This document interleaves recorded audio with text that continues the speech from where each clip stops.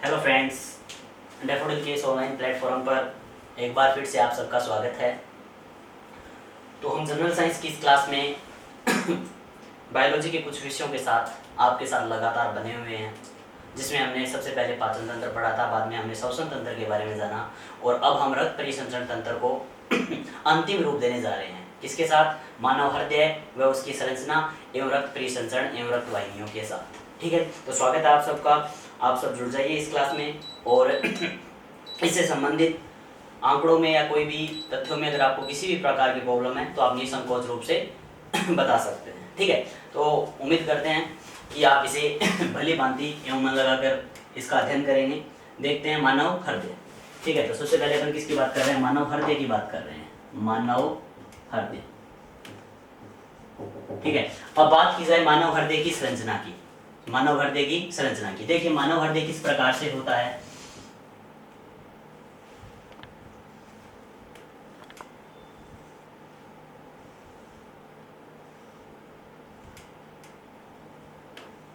इस प्रकार से अपन सबसे पहले महाशिरा को बना रहे हैं, फिर इससे आगे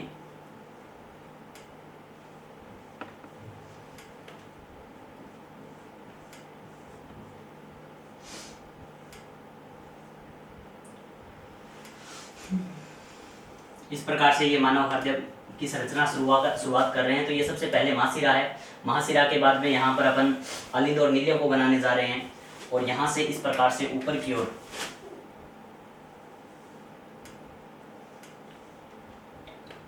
होती है महाधमनी। क्या होती है? महाधमनी। ठीक है, तो ये क्या है? महाधमनी है। ये है जी महाधमनी। हाँ, तो इसे अपन महाधमनी बोलेंगे। अब देखिए आगे, ये इस प्रकार से आगे की ओर अगर अपन आगे बात करें इसकी,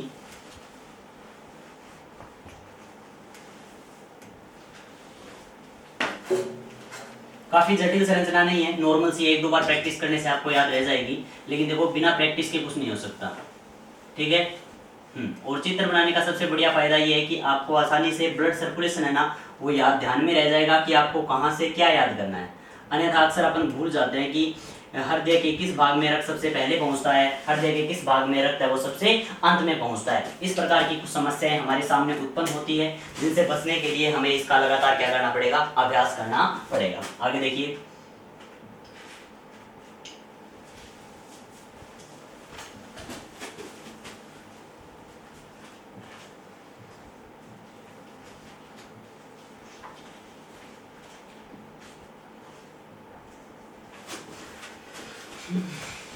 अब आगे बात करते हैं।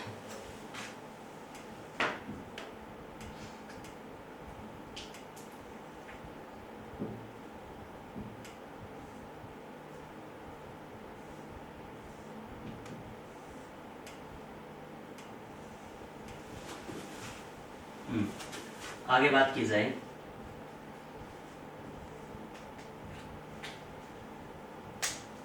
ठीक है।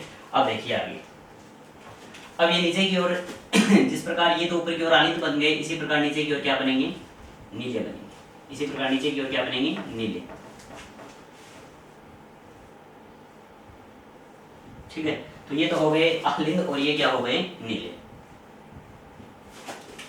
ठीक है, तो मानव हृदय है, उसकी स्ट्रक्चर कुछ इस प्रकार से होती है। ठीक है, अब इसके सभी भागों की अपन बात करते हैं। ठीक है, अगर आपको कोई प्रॉब्लम हो, अगर कोई लाइन समझ में नहीं आ रही हो तो आप बोल सकते हो।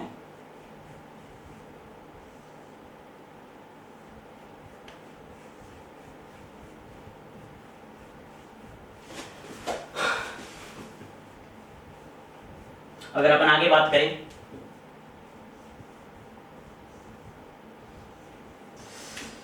इस प्रकार से कुछ मानव हृदय होता है। कुछ इस प्रकार से क्या होता है? मानव हृदय। जिस प्रकार से अपन लोग और कुछ कारणों में बनाते हैं ना, वैसा नहीं होता है मानव हृदय, वैसा नहीं बनाना है आपको। ठीक है, साइंस में हमें इस प्रकार से पढ़ना है, कभी आप कविताकार या शायरी लिखने लग जाओ, वो नहीं है ये। ठीक है, अब देखो, अब बात करते हैं सबसे पहले ये जो पार्ट है, इसे बोलते हैं महाशिरा। क्या बोलते हैं इसे? महाशिरा। महाशिरा। क्लियर है बात? अब सुनिए, अब ये जो ऊपर वाला ये भाग है ना, इसे बोलते हैं, ये ऊपर वाले दोनों भाग हैं, एक ये और एक ये दोनों के दोनों क्या हैं, आलिंद है। क्या है ये, आलिंद। ठीक है, ऊपर वाले दोनों भाग आलिंद है और नीचे वाले दोनों भाग क्या होते हैं, नीले होते हैं। ऊपर वाले दोनों भाग आलिंद होते हैं और नीचे वाले दोनों भाग क्या होते हैं, नीले होते हैं। क्लियर है बात? अब सुनिए। ठीक है, तो ये भी आलिंद है और ये भी क्या है, आलिंद है। ये दोनों के दोनों क्या हैं, आलिंद है। क्लियर है बात? अब सुनो, अब ये लेफ्ट साइड में है ना या राइट साइड में, देखो ठीक इसी प्रकार से हार्ट यहाँ पे है ना, तो इस साइड वाला भाग है वो तो दायां होगा और इस साइड वाला भाग है वो क्या होगा, बायां होगा। तो इसे अपन क्या बोलेंगे, दायां आलिंद। क्या बोलेंगे इसे अपन, दायां आलिंद। ठीक है, और ये जो नीचे वाला भाग है ये क्या है, दायां नीले। क्या है ये, दायां नीले, दायां नीले। ठीक है, अब देखो आगे। अब ये है यहां पर त्रिवलनी कपाट, त्रिवलनी कपाट। क्या है ये, त्रिवलनी कपाट। ठीक है, अब सुनो आगे। अब यहां पर है ना इस प्रकार से, यहां पर इस प्रकार से अर्धचंद्राकार कपाट पाए जाते हैं। क्या पाए जाते हैं, अर्धचंद्राकार कपाट। क्या पाए जाते हैं, अर्धचंद्राकार कपाट। ठीक है, हाँ, तो ये क्या है, अर्धचंद्राकार कपाट है। क्या है ये, अर्धचंद्राकार कपाट, अर्धचंद्राकार कपाट। और ये कौन सा आलिंद है, बायां आलिंद। क्या है ये, बायां आलिंद। गौर फरमाना, ये है बायां आलिंद। ठीक है, अब ये नीचे की ओर जो ये वाला बना या ये नोड है, ये होते हैं द्विवलनी कपाट। क्या होते हैं ये, द्विवलनी कपाट। याद रह जाएगा ना, इसे क्या बोलते हैं, द्विवलनी कपाट। ये है ना, इसे बोलेंगे द्विवलनी कपाट। अब देखो, अब ये जो नीचे का भाग है ये अर्धचंद्राकार कपाट हो गई, ये द्विवलनी कपाट हो गई। ये है ना, ये है बायां नीले। क्या है ये, बायां नीले। ठीक है, हाँ, ये बायां आलिंद हो गया, ये बायां नीले हो गया। ठीक है, आगे देखो। अब अगर अपन बात करें आगे, ये जो सबसे बाहरी आवरण है, ये जो सबसे बाहरी आवरण है, इस सबसे बाहरी आवरण को अपन बोलते हैं हृदयावरण। क्या बोलते हैं इसे, हृदयावरण। क्या बोलते हैं इसे, हृदयावरण बोलते हैं। ठीक है, हृदयावरण बोलते हैं। और इसका दूसरा नाम है पेरिकार्डियम। क्या है इसका दूसरा नाम, पेरिकार्डियम। क्या है इसका दूसरा नाम, पेरिकार्डियम। Got it? अब सुनो, अब ये जो पेरिकार्डियम है ना, इसके अंदर एक गाढ़ा द्रव भरा रहता है जिसे बोलते हैं पेरिकार्डियम फ्लूइड। क्या बोलते हैं इसे, पेरिकार्डियम फ्लूइड। क्या बोलते हैं, पेरिकार्डियम फ्लूइड। तो ये क्या है यहाँ पे, पेरिकार्डियम फ्लूइड है। ये क्या है यहाँ पे, पेरिकार्डियम फ्लूइड है। अब देखो आगे, आगे अपन बात करें तो आपको ध्यान में रखना है कि ये जो है वो है महाधमनी। क्या ये, महाधमनी। क्लियर है? और ये यहां से जो वाहिका जा रही है, ये फेफड़ों को जाने वाली फुफ्फुसीय धमनी है। क्या ये, फुफ्फुसीय धमनी। क्या ये, फुफ्फुसीय धमनी है। अब देखो अभी, और ये है दोनों की दोनों फुफ्फुसीय सिरा, जो आगे चलकर एक हो जाती है इस प्रकार से। ठीक है ना, हाँ, तो इसे बोलते हैं फुफ्फुसीय सिरा। ये क्या है, फुफ्फुसीय सिरा। ठीक है, फुफ्फुसीय धमनी और फुफ्फुसीय सिरा। ठीक है, अब देखो आगे, अब अपन बात करें आगे, तो सबसे पहले रक्त है ना, रक्त का सर्कुलेशन थोड़ा सा ध्यान में रख लीजिए, बाकी मैं आपको दोबारा बता दूंगा। थोड़े से सिंबल बना देता हूं। सबसे पहले रक्त है ना, वो महाशिरा के द्वारा किस में आता है, दाएं आलिंद में आता है।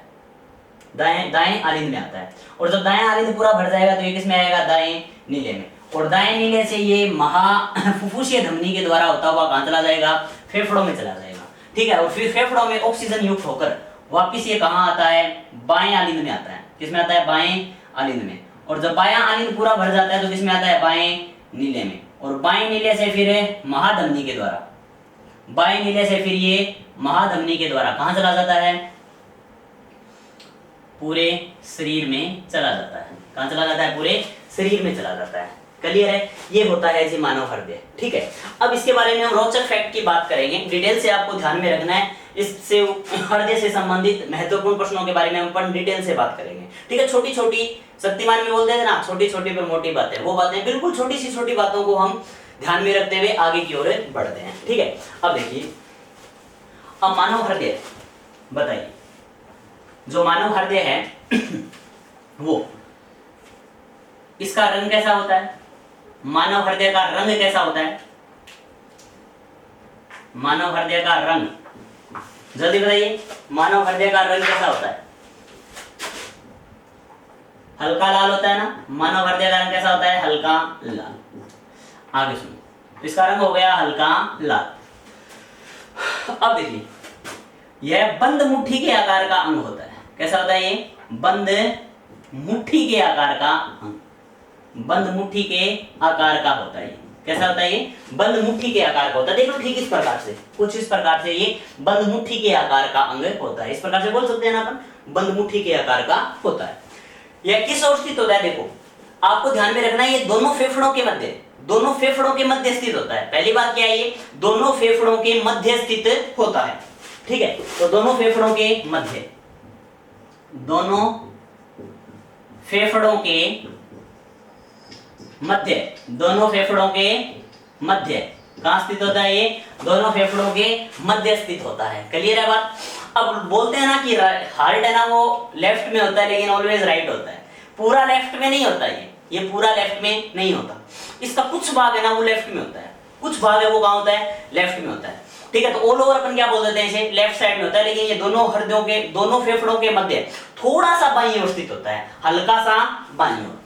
दोनों फेफड़ों के मध्य थोड़ा बाईं ओर, थोड़ा बाईं ओर, दोनों फेफड़ों के मध्य थोड़ा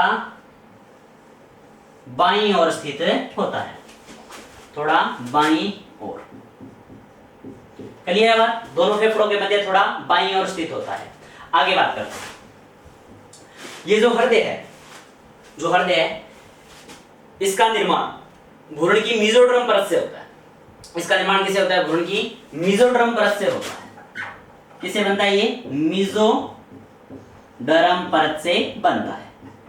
हृदय का निर्माण भ्रूण की मेसोडर्म परत से होता है। Got it? हाँ, हृदय का निर्माण भ्रूण की मेसोडर्म परत से होता है, जिसे अपन मध्य जन स्तर बोलते हैं। क्या बोलते हैं इसे अपन? मध्य जन स्तर। अब देखो, अपने जो शरीर के ऑर्गन होते हैं ना, वो दो प्रकार के होते हैं। मुख्य रूप से कितने प्रकार के होते हैं? दो प्रकार के। एक होते हैं न्यूरोजेनिक और एक होते हैं मायोजेनिक।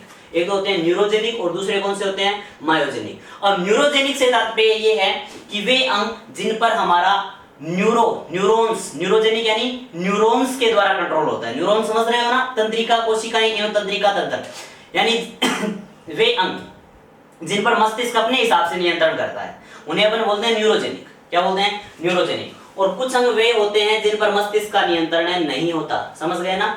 जिन पर मस्तिष्क का नियंत्रण नहीं होता, वो स्वयं नियंत्रित होते हैं, अपने आप नियंत्रित होते हैं, उन्हें अपन बोलते हैं मायोजेनिक। क्या बोलते हैं? मायोजेनिक। तो हार्ट है ना, वो एक प्रकार का मायोजेनिक ऑर्गन है। क्या है दोस्तों? मायोजेनिक। क्या है? मायोजेनिक। हृदय है ना, वो मायोजेनिक होता है। मायोजेनिक का मतलब क्या है? स्व उत्तेजनीय। हृदय है वो एक स्व उत्तेजनीय अंग है। हृदय वो क्या है? एक स्व उत्तेजनीय अंग है, यानी यह स्वतः उत्तेजित होता है, यह स्वतः धड़कता है। ठीक है, ये किसी का गुलाम नहीं होता। यानी कहने का मतलब, इस पर मस्तिष्क का कोई कंट्रोल नहीं होता, ये बिना माइंड के कंट्रोल के अपने आप धड़कता रहता है। कौन है? हार्ट। कौन है? हार्ट। आगे सुनो, मायोजेनिक होता है, स्व उत्तेजनीय होता है।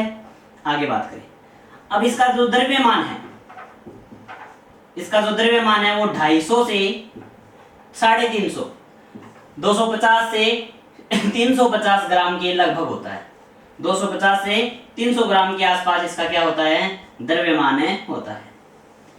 ठीक है, और जो महिलाओं का हृदय है ना, महिलाओं का हृदय वो पुरुषों की अपेक्षा बेहद थोड़ा सा क्या होता है? छोटा होता है। महिलाओं का हृदय पुरुषों की अपेक्षा थोड़ा क्या होता है? छोटा होता है। क्लियर है बात? याद कीजिए क्यों होता है? क्योंकि महिलाओं में रक्त भी क्या होता है? कम होता है, और थोड़े ऑर्गन भी क्या होते हैं? छोटे होते हैं। मैंने बताया था आपको, महिलाओं के फेफड़े पुरुषों की अपेक्षा छोटे होते हैं, महिलाओं का हृदय भी पुरुषों की अपेक्षा क्या होगा? छोटा होगा। क्यों? क्योंकि मटेरियल है पंपिंग वाला, वो क्या है? कम है, ब्लड कम है, तो इसलिए छोटी मोटर की आवश्यकता होगी। तो हार्ट है वो थोड़ा सा क्या होता है? छोटा होता है। ठीक है, हल्का छोटा होता है। यानी अगर महिलाओं के हृदय के द्रव्यमान की बात करें ना तो वो लगभग 230 ग्राम से 300 ग्राम के लगभग होता है। ठीक है, 230 से 300 ग्राम के लगभग होता है। 230 से 300 ग्राम के लगभग होता है। नॉर्मल द्रव्यमान कोई नहीं पूछता, लेकिन आप इतना ध्यान रख सकते हो कि महिलाओं का हृदय वो पुरुषों की अपेक्षा थोड़ा सा छोटा होता है। ठीक है, अब देखिए आगे। हाँ, तो इतनी बातें ध्यान में रह जाएगी। इसका रंग है वो हल्का लाल होता है, यह बंद मुट्ठी के आकार का होता है, दोनों फेफड़ों के मध्य थोड़ा बाईं ओर स्थित होता है, मेसोडर्म परत से बनता है। ठीक है, भ्रूण की मेसोडर्म परत या मध्य जनस्तर क्या बोलेंगे, मध्य जनस्तर, हिंदी में बोलते हैं इसे मध्य जनस्तर। ठीक है, याद रह सकता है मध्य जनस्तर।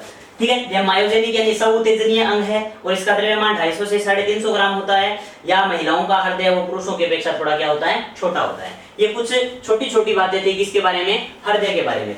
अब सुनो आगे।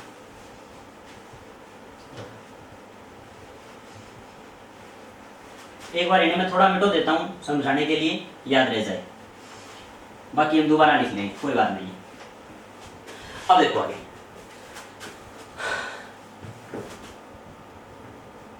अब मानव हृदय है ना, मानव हृदय, अब ये जो मानव हृदय है, ये जो मानव हृदय है, इसके चारों ओर क्या पाई जाती है, एक झिल्ली पाई जाती है। इसके चारों ओर क्या पाई जाती है, एक झिल्ली, जिसे अपन क्या बोलते हैं, हृदय आवरण या पेरिकार्डियम। जिसे अपन क्या बोलते हैं, हृदय आवरण या पेरिकार्डियम। क्या बोलते हैं इसे, हृदय वर्ण, क्या बोलते हैं, हृदय आवरण। या इसका दूसरा नाम क्या है, पेरिकार्डियम। क्या नाम है इसका दूसरा, पेरिकार्डियम, हृदय आवरण या पेरिकार्डियम। क्लियर ना बात। अब ये जो हृदय आवरण है ना, वो 3 झिल्लियों से बना हुआ होता है। कितनी झिल्लियों से, 3 झिल्लियों से बना हुआ होता है। कौन कौन सी, सबसे ऊपरी झिल्ली होती है ना, उसे बोलते हैं एपिकार्डियम। क्या बोलते हैं उसे, एपिकार्डियम। फिर मायोकार्डियम, मायोकार्डियम, और तीसरी है वो क्या होती है, एंडोकार्डियम। एंडोकार्डियम। ठीक है, एपिकार्डियम, मायोकार्डियम और एंडोकार्डियम। अब इन सब में कठोर कौन सी होती है, एपिकार्डियम होती है। ठीक है, और इस झिल्ली के अंदर जो फ्लूइड भरा रहता है उसे अपन क्या बोलते हैं, पेरिकार्डियम फ्लूइड बोलते हैं। अब ये मिलकर हृदय की बाहरी आघातों से या इंटरनल हार्ट की जो स्ट्रक्चर होती है उसकी बाह्य कारकों से क्या करते हैं, सेफ्टी करते हैं। ठीक है, अब सुनो आगे।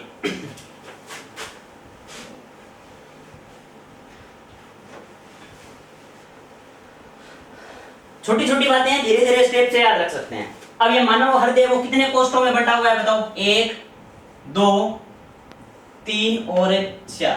ठीक है, तो मानव हृदय वो चतुष्कोष्ठीय होता है। ठीक है, मानव हृदय क्या होता है, चतुष्कोष्ठीय होता है। चतुष्कोष्ठीय कहने का मतलब इसमें कितने कोष्ठक होते हैं, कितने भाग होते हैं, 4। यानी ये 4 खंडों में बंटा हुआ होता है या ये 4 भागों में विभक्त होता है। क्लियर है। या अपन बोल सकते हैं कि जो स्तनधारी होते हैं ना, स्तनधारी, क्या बोल सकते हैं, मानव एक प्रकार का स्तनधारी है ना, तो स्तनधारी है उनका हृदय हमेशा चतुष्कोष्ठीय होता है। स्तनधारी, स्तनधारियों का हृदय हमेशा चतुष्कोष्ठीय होता है। अब देखो, अब आपको यहाँ पे एक तो याद रखनी है, मछली, मछली जल की रानी है, वही मछली। ठीक है, 2 नंबर पे आपको क्या याद रखना है, उभयचर। 2 नंबर पे आपको क्या याद रखना है, उभयचर, उभयचर और सरीसृप। उभयचर और सरीसृप, मछली, उभयचर और सरीसृप। और 3 नंबर पे आपको याद रखना है स्तनधारी। अब ये जो सरीसृप है ना, या सरीसृप है, उनमें किसे छोड़ देना है, मगरमच्छ को छोड़ देना है, मगरमच्छ। ठीक है, मगरमच्छ। अब ये जो मछली होती है ना, इनका हृदय द्विकोष्ठीय होता है। इनका हृदय द्विकोष्ठीय होता है। मछलियों का हृदय कैसा होता है, द्विकोष्ठीय, एक आलिंद और एक नीले। मछलियों के हृदय में एक आलिंद होता है और एक क्या होता है, नीले होता है। अब ये जो उभयचर है ना, इनका हृदय त्रिकोष्ठीय होता है। उभयचर और सरीसृप है ना, मगरमच्छ को छोड़कर, इनका हृदय क्या होता है, त्रिकोष्ठीय। त्रिकोष्ठ का मतलब समझते हो ना, 3 खंडों में, यानी 2 आलिंद और एक नीले, 2 आलिंद व एक नीले। और जो स्तनधारी और मगरमच्छ है इनका हृदय क्या होता है, चतुष्कोष्ठीय होता है। कहने का मतलब 2 अलिंद और 2 नीले युक्त होता है। इसका अपवाद क्या है, मगरमच्छ है। मगरमच्छ एक प्रकार का सरीसृप होते हुए भी, इसका सरीसृप या उभयचर भी बोल सकते हैं मगरमच्छ को, ठीक है। उभयचर होते हुए भी इसका हृदय कैसा होता है, बताइए कैसा होता है इसका हृदय, चतुष्कोष्ठीय होता है, यानी 2 अलिंद और 2 नीले। होना क्या चाहिए, त्रिकोष्ठीय, 2 अलिंद और 1 नीले होना चाहिए, लेकिन 2 अलिंद और 2 नीले युक्त होता है, ठीक है। अब देखो आगे, तो ये मानव हृदय के बारे में कुछ बात थी। अब आगे बात करें, बहुत इंपॉर्टेंट बात बताने जा रहा हूं, गौर करना इस बात पर, बहुत ही अच्छी बात है, जानदार बात है, शानदार बात है, ठीक है। ये जो हार्ट है ये इसके ऊपर का दायां भाग है ना, ये इसके ऊपर की ओर का दायां भाग है, और ये इसके नीचे की ओर का क्या है, दायां भाग है। अब ये जो ऊपर की ओर का दायां भाग है ना, यहां पर उपस्थित होता है एसए नोड। क्या उपस्थित होता है यहां पर, एसए नोड, SAN, SN, और यहां पर होता है AVN। क्या होता है, AVN, SAN और AVN, SAN और AVN, ठीक है। इसे बोलते हैं सीरा आलिंद परव। क्या बोलते हैं इसे, सीरा आलिंद परव। क्या बोलते हैं, सीरा आलिंद परव। क्या बोलते हैं, सीरा आलिंद परव। साइनोओट्रियल नोड, साइनोओट्रियल नोड। क्या बोलेंगे, साइनोओट्रियल नोड।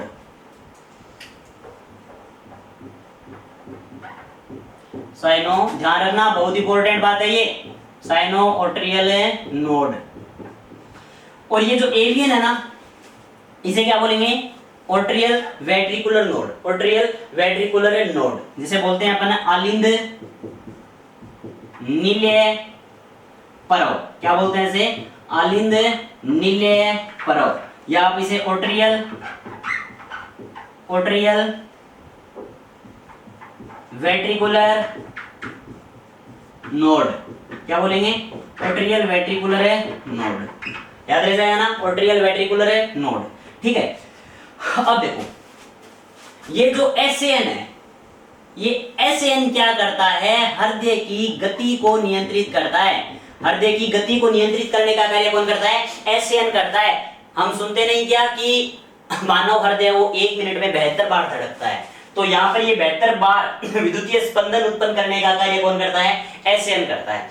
1 मिनट में 72 बार विद्युतीय आरक या विद्युतीय स्पंदन या विद्युतीय विभव उत्पन्न करने का कार्य, जिससे हार्ट धड़कता है, हार्ट गति करता है, वो कौन उत्पन्न करता है, SAN करता है। कौन करता है, SAN करता है। इसलिए इसे क्या बोलेंगे, क्या बोलेंगे, इसलिए SAN को पेस मेकर। क्या बोलेंगे, पेस मेकर।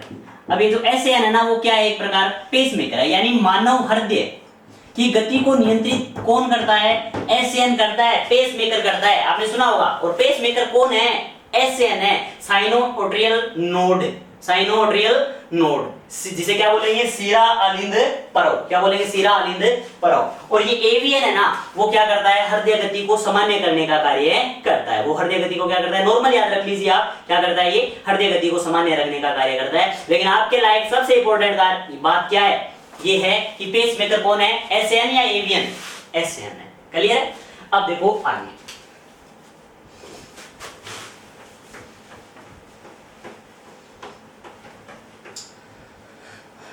दो तीन चीजें और देख लेते हैं, फिर हम ब्लड सर्कुलेशन की बात करेंगे। अब मानव हृदय ना, वो 1 मिनट में कितनी बार धड़कता है, मानव हृदय सामान्यतः 1 मिनट में 72 बार धड़कता है। कितनी बार, 72 बार, यानी 72 स्पंदन प्रति सेकंड, 72 स्पंदन प्रति सेकंड। क्लियर है बात। आप सुनिए, अब जो मानव नर है ना, मानव नर है, उसका हृदय 1 मिनट में 70 से 72 बार धड़कता है, 70 से 72 स्पंदन प्रति मिनट, 72 से 70 से 72 स्पंदन प्रति मिनट। मानव नर है, उसका हृदय 70 से 72 स्पंदन प्रति मिनट करता है, ठीक है। और जो मानव मादा है, ध्यान करना इस बात पे, गौर करना, जो मादाएं होती है उनका हृदय 75 से 80 बार या 78 बार, 75 से 78 टाइम याद रख लो आप, ठीक है। 75 to 78 हार्ट बीट है ना वो पर मिनट होती है, स्पंदन प्रति मिनट, ठीक है। 75 से 78 स्पंदन है ना वो प्रति मिनट होते हैं। कहने का मतलब महिलाओं का हृदय पुरुषों की अपेक्षा तेजी से धड़कता है। क्लियर है ना बात? महिलाओं का हृदय पुरुषों की अपेक्षा तेजी से धड़कता है। और याद रख सकते हो महिलाओं की बॉडी का जो टेम्परेचर होता है ना वो पुरुषों की अपेक्षा हमेशा आधा डिग्री सेल्सियस ज्यादा होता है, लगभग ज्यादा होता है, ठीक है। ये कुछ छोटी छोटी बातें आप ध्यान रख सकते हो। अब सुनो, जब एक स्पंदन होता है ना, जब एक स्पंदन होता है तो 70 ml ब्लड पंप होता है। कितना ml ब्लड पंप होता है? 70 ml ब्लड पंप होता है। एक स्पंदन में 70 ml ब्लड पंप होता है, ठीक है। अब टोटल स्पंदन कितने होते हैं? 72 मान लेता हूं। कितने मान लेता हूं? 72। अब एक स्पंदन में 70 ml ब्लड पंप हो रहा है तो 72 स्पंदनों में कितना होगा? 7 कितने होते हैं? 49 होते हैं ना, 49, ठीक है। तो लगभग कितना आएगा? 7 दुए 14 और 7 7 49 और 1 50, ठीक है, ml। तो लगभग कितना आ गया? 5000 ml आ गया ना। लगभग कितना आ गया? 5000 ml, जिसे अपन क्या बोलेंगे? लगभग 5 लीटर। तो मानव हृदय है ना वो लगभग 1 मिनट में 5 लीटर ब्लड पंप करता है। मानव हृदय लगभग 1 मिनट में 5 लीटर ब्लड पंप करता है। क्लियर है बात? और एक पूरा सर्कुलेशन होने में लगभग 0.8 सेकंड का समय लगता है। 0.8 सेकंड का समय लगता है। तो उम्मीद करता हूं हृदय से संबंधित हृदय की संरचना के बारे में मैंने जो आपको बातें बताई होंगी वो आपको ध्यान में आई हैं। अगर फिर भी अगर आपको किसी भी प्रकार का डाउट है तो बिना शर्माए बिना हिचकिचाए आप हमसे पूछ सकते हो। अब बात करता हूं मैं ब्लड सर्कुलेशन की। अब किसकी बात करता हूं मैं? ब्लड सर्कुलेशन की। गौर करना,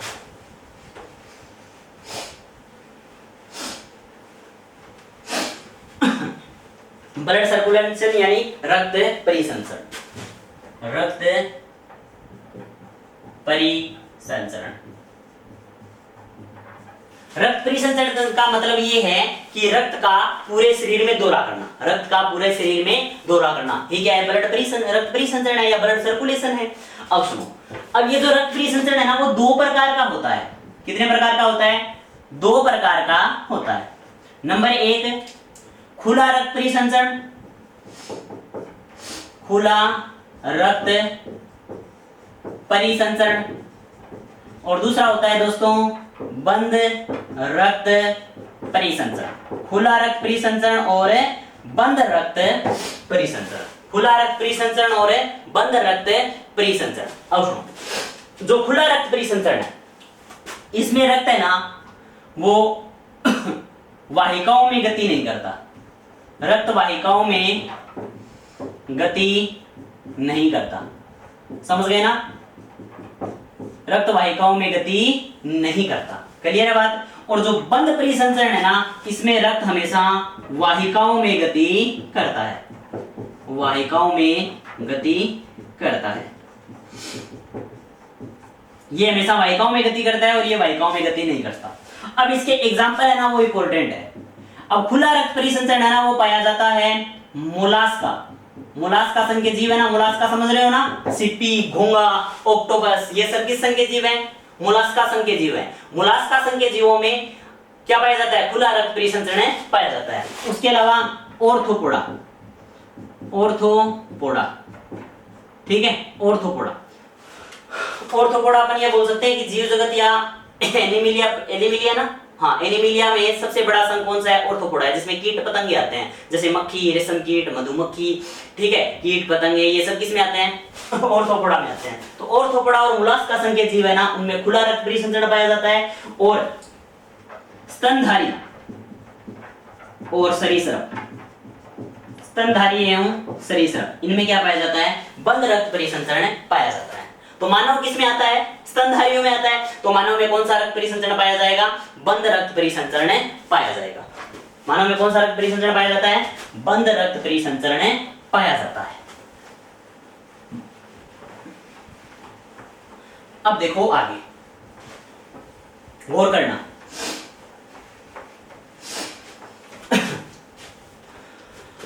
अब ये जो मानव में रक्त परिसंचरण है वो कौन सा है? बंद रक्त परिसंचरण है। मानव में रक्त परिसंचरण है वो कौन सा है?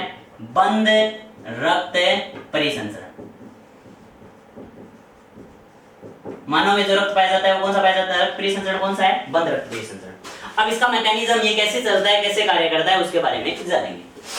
सुनिए, सबसे पहले रक्त है वो महाशिरा के द्वारा, किसके द्वारा? महाशिरा के द्वारा।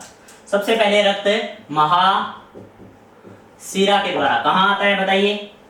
कहां आता है? महाशिरा के द्वारा दाएं आलिंद में आता है। कहां आता है? दाएं आलिंद में। और फिर दाएं आलिंद, जब ये दाएं आलिंद पूरा भर जाता है तो यहां पर ये त्रिवल्ली कपाट है ना, त्रिवल्ली कपाट त्रिवल्ली कपाट, ठीक है, ये खुल जाते हैं और ये खुलकर रक्त कहां आएगा? बाएं आलिंद में आएगा, सॉरी बाएं नीले में आएगा। कहां आएगा? बाएं नीले में, बाएं नीले में। अब ये जो त्रिवल्ली कपाट है, ठीक है, त्रिवल्ली कपाट है, ये रक्त को वापिस आलिंद में जाने से रोकते हैं। और जब ये पूरा भर जाएगा ना तो रक्त यहां से ये क्या है? फुफ्फुसीय धमनी है। क्या है? फुफ्फुसीय धमनी। और फुफ्फुसीय धमनी से होता हुआ कहां चला जाएगा? फेफड़ों में चला जाएगा। कहां चला जाएगा? फेफड़ों में। तो देखिए क्या हुआ कि सबसे पहले रक्त है वो आया दाएं आलिंद में। कहां आया? दाएं आलिंद में। दाएं आलिंद से दाएं नीले में, दाएं आलिंद से दाएं नीले में। अब ये दाएं नीले से कहां आया है बताइए? फेफड़ों में गया ना। दाएं आलिंद से कहां गया? फेफड़ों में। किसके द्वारा? फुफ्फुसीय धमनी के द्वारा। अब वहां पर यह ऑक्सीजन CO2 है वो तो त्याग देता है और ऑक्सीजन ग्रहण कर लेता है। अब ये ऑक्सीजन युक्त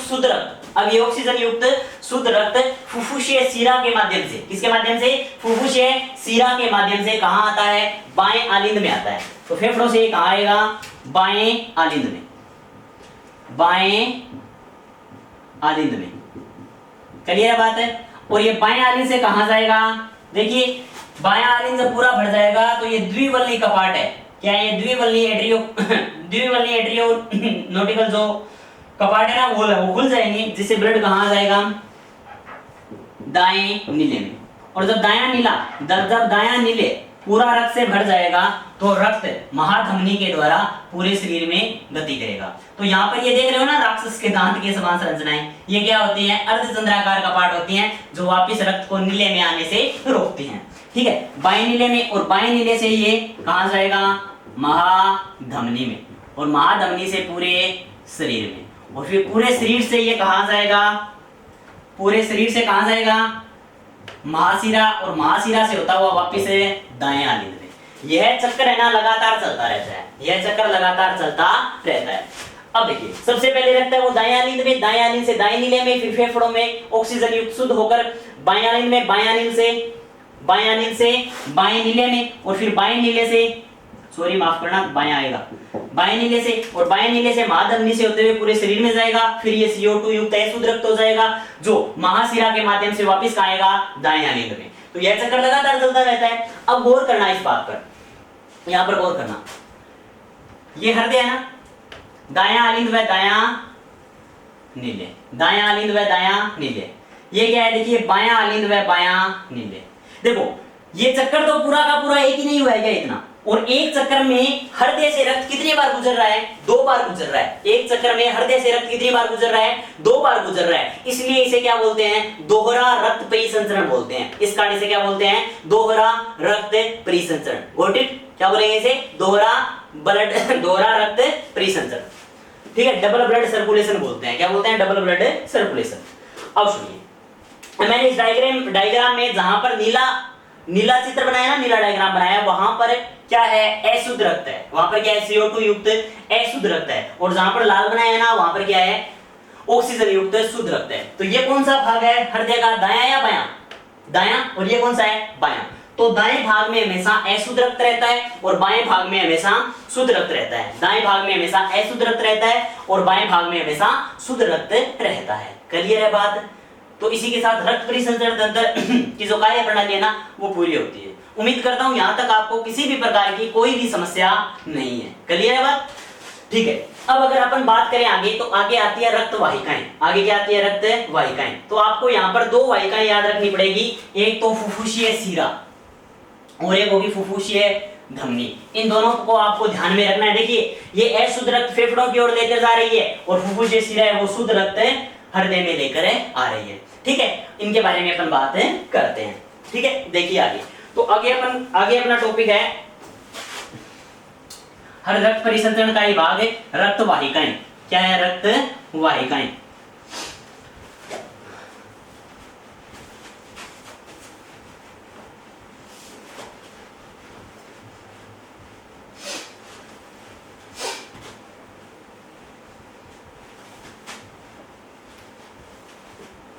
थोड़ा सा बड़ा हो गया है लेकिन है आसान, आप इसे आसानी से याद रख सकते हो। लेकिन अगर आप ध्यान से वीडियो देख रहे हो ना तो आपको आसानी से याद हो जाएगा।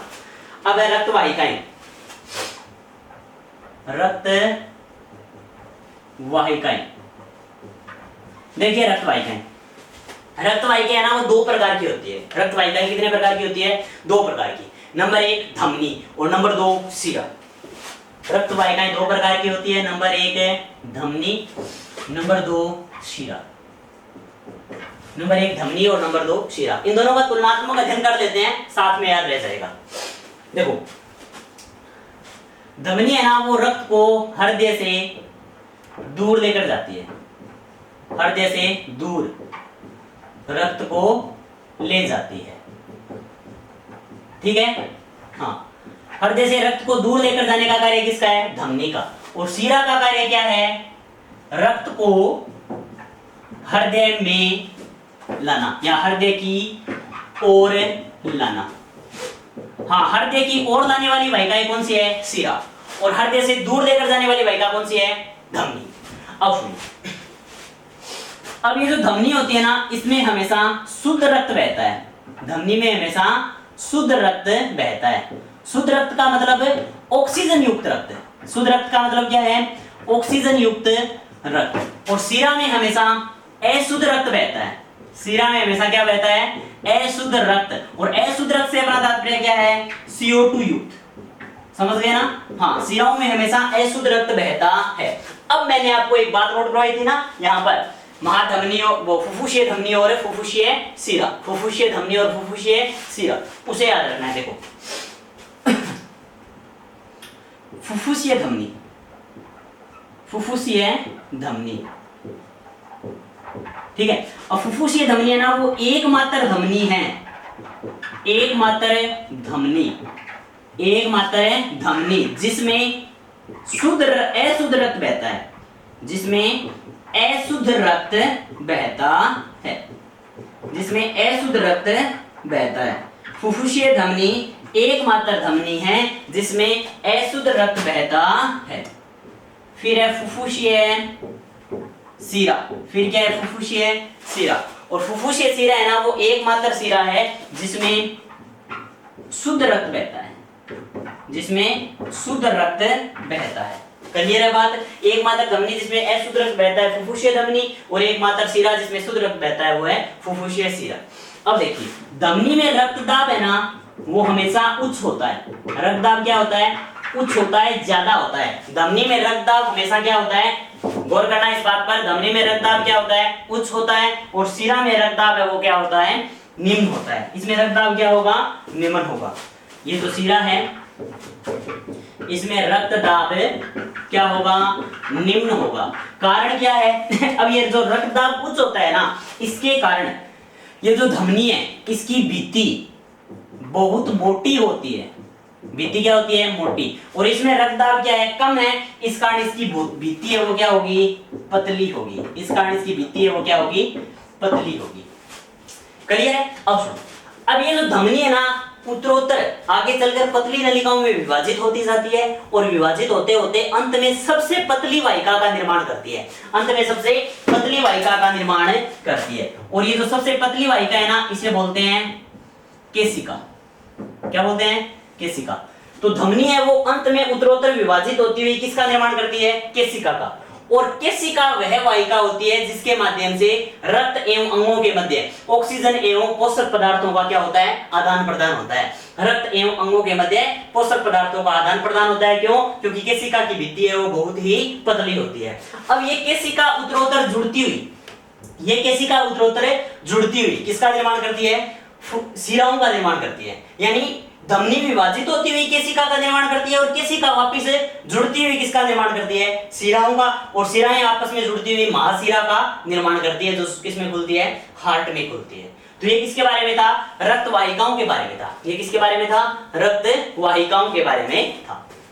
अब अगर अपन आगे बात करें तो रक्त से संबंधित एक अन्य महत्वपूर्ण टॉपिक आता है जिसे अपन क्या बोलते हैं, लसिका बोलते हैं। क्या बोलते हैं, जिसे अपन लसिका बोलते हैं।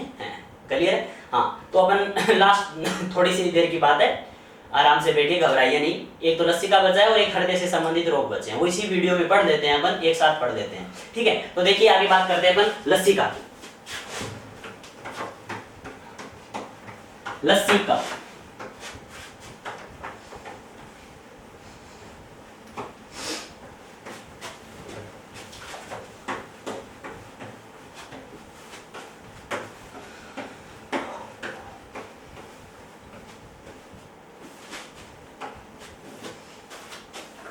देखिए लसिका,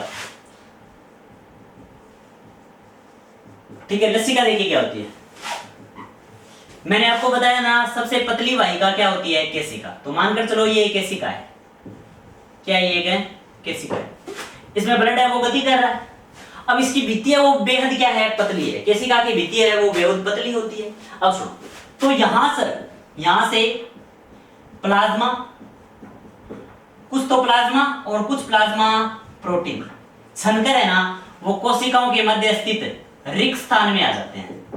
कोशिकाओं के मध्य रिक्त स्थान या अंतराकाश, कोशिकाओं के मध्य स्थित रिक्त स्थान या अंतराकाशों में आ जाते हैं, जिससे यहाँ पर प्लाज्मा प्रोटीन और प्लाज्मा मिलकर किसका निर्माण करते हैं, एक सफेद रंग के द्रव का निर्माण करते हैं। सफेद रंग के एक द्रव का निर्माण करते हैं। अब ये जो सफेद रंग का द्रव है ना, इसे बोला जाता है लसिका। इसे क्या बोला जाता है, लसिका। याद रह जाएगा ना, क्या होगा कि जो रक्त वाहिनियों की सबसे पतली भित्ति होती है उससे कुछ प्लाज्मा और कुछ प्लाज्मा प्रोटीन छनकर कोशिकीय अंतराकाशों में आ जाते हैं, जिसमें थोड़ी ग्लूकोज भी होती है, ठीक है, थोड़ी फैट भी होती है। ये छनकर कहां जाती है, कोशिकीय अंतराकाशों में आ जाती है। और जब ये कोशिका अंतराकाशों में आ जाती है तो एक सफेद एवं लगभग पारभासी गाढ़े द्रव का निर्माण होता है, जिसे अपन क्या बोलते हैं, लसिका बोलते हैं। क्या बोलते हैं, लसिका।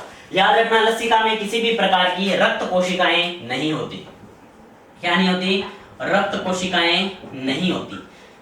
ठीक है, रक्त कोशिकाएं नहीं होती, गौर करना इस बात पर, इसमें रक्त कोशिकाएं नहीं होती है। लेकिन फिर भी आपसे पूछ ले कि लसिका में कौन सी रक्त कोशिका उपस्थित होगी, तो आपका आंसर होगा WBC।